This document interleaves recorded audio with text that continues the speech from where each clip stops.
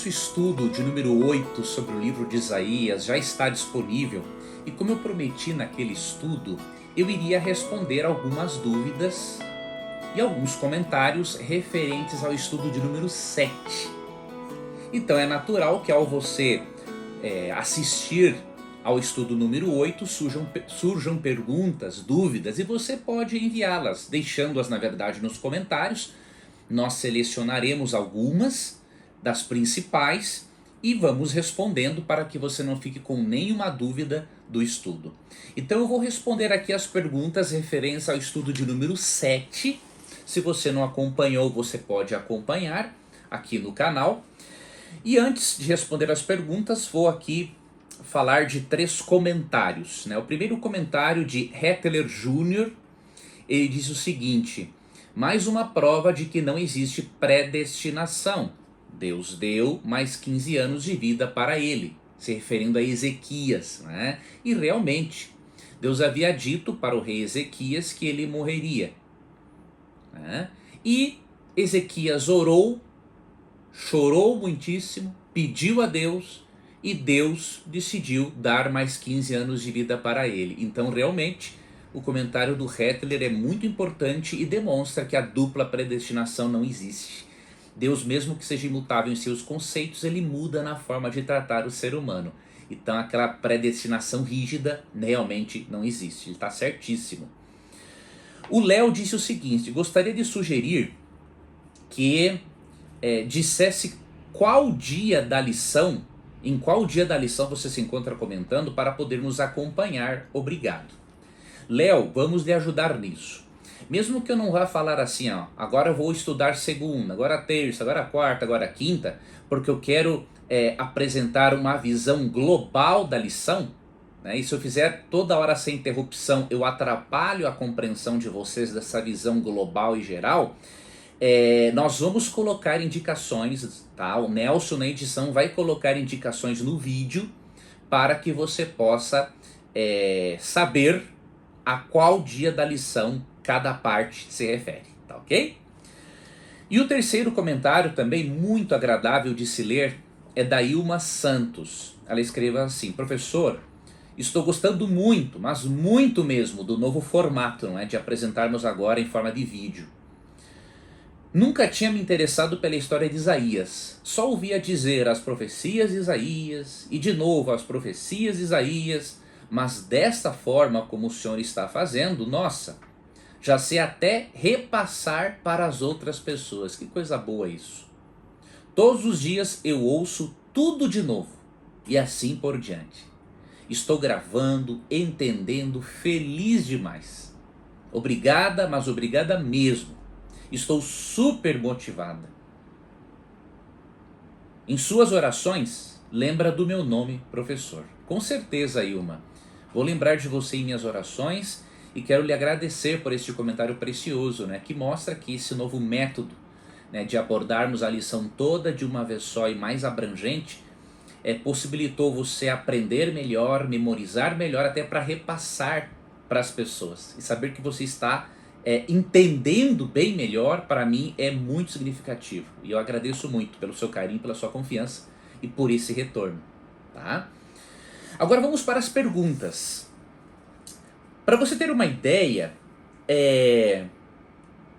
6 pessoas aqui dos comentários que eu selecionei perguntaram a mesma coisa. Então eu vou dizer o nome das 6 pessoas e vou responder a pergunta dessas 6 pessoas. Porque a maioria das pessoas perguntou sobre isso em relação à lição de número 7. Então a mesma pergunta fez o José Daniel Gomes dos Santos, a Kelly de Moura, outro seguidor Israel Cleo, Daniel Ganser Monteiro, Paulo Fernando Mendes e Dina de Paulo. Qual foi a pergunta geral feita por eles? Foi a mesma pergunta, só que em palavras diferentes. Eles perguntaram assim, eu vou ler a pergunta de um deles. Não entendi a parte do pecado de Ezequias. De que altares Rabsaqué estava falando? Do de sacrifício? pensei que de fato a adoração a Deus só se fazia através do templo. E você está correto. Quando Ezequias destruiu os altares pagãos, a adoração deveria ser feita apenas no templo de Salomão. Agora, por que é mencionado um pecado de Ezequias? Vamos ler Isaías 36, verso 7, que diz assim: Mas se me dizes, confiamos no Senhor nosso Deus, não é esse aquele cujos altos e altares Ezequias removeu e disse a Judá e a Jerusalém, perante este altar adorarei, ou seja, no templo de Salomão? Ora, pois, empenha-te com meu senhor, rei da Síria, e dar-te-ei 2.000 cavalos, se de tua parte achares cavaleiros para os apontar. Aqui, na sua eloquência, né, Rabsaqué quis insinuar, não é, que Deus havia entregue Israel nas mãos de Assíria, da Síria e Judá também, porque Ezequias pecou em remover os altares. Mas na verdade, Ezequias não pecou em remover os altares, porque Deus mandou. O que acontece é que os assírios presumiram que a ação de Ezequias de remover os altares traria castigo sobre ele, porque alguns daqueles altares foram levantados em nome do Deus de Israel. Houve um sincretismo religioso, uma mistura do paganismo com a religião hebraica. Então o que acontece? Eles pensaram o seguinte: se muitos dos altares sincréticos, diríamos assim, foram erguidos em nome, entre aspas, do Deus de Israel, então Ezequias havia pecado e por isso Deus iria entregá-lo à Síria. Então isso aqui foi algo que Rabsaqué presumiu. Na verdade, Ezequias não pecou de forma alguma em destruir os altares, porque como vamos ver mais adiante, né, isso foi ordem de Deus. Então foi só algo que o assírio presumiu por causa desse sincretismo que houve, né, ali nos altares. Alguns foram levantados em nome do Deus de Israel. Tá? Então, esta seria a resposta à pergunta destes 6 amigos. Tá bom? Agora, a pergunta do Selminho é a seguinte: professor, me diga, Senaqueribe foi salvo pela repreensão de Deus ou não? Ou seja, o rei da Síria, será que foi salvo? A resposta, querido, é não. E vou lhe dizer o porquê. Olha o que diz os versos 37 e 38. Retirou-se, pois, Senaqueribe, rei da Síria, e se foi. Voltou e ficou em Nínive. Sucedeu que, estando ele a adorar na casa de Nisroque, seu Deus, ou seja, se ele estava adorando um outro Deus, ele não se arrependeu. Ele não seguiu o Deus verdadeiro. Adrameleque e Sarezer, seus filhos, o feriram a espada e fugiram para a terra de Ararat. E Esar-Hadon, seu filho, reinou em seu lugar. Então veja, ele, ao voltar apavorado para a sua região, porque um anjo de Deus havia matado 185.000 soldados assírios, ao invés de ele se arrepender e reconhecer o poder do Deus de Israel, ele fez o contrário. Ele voltou para lá apavorado e foi adorar Nisroque, seu Deus. E ainda ele recebe o quê? A morte por parte de seus filhos. Então, não vemos aqui nada de arrependimento por parte de Senaqueribe, rei da Síria. Ele, infelizmente, se perdeu. Christian Campos faz aqui um comentário também, diz assim: olá, Leandro Quadros, gostei do vídeo e mais ainda no final, que você disse que essa dica para o estudo da lição, ou seja, estudar toda ela de uma vez só, você leu nos escritos de Ellen White. Se possível, por gentileza, faça-nos um vídeo para nós, professores iniciantes, sobre como ministrar a lição na hora da escola sabatina. Desde já agradeço. Com certeza vou fazer esse vídeo. E esse vídeo será útil também para os nossos irmãos evangélicos que têm a lição da escola dominical. Tá? Então, com certeza, eu vou fazer um vídeo, tá, em que eu dou dicas, em que darei dicas de como que você pode dirigir a lição e como que você pode, mais do que isso, incentivar os seus alunos a estudarem, porque muitos vão até a sua classe, ouvem a lição, mas eles não estudaram nada antes de vir.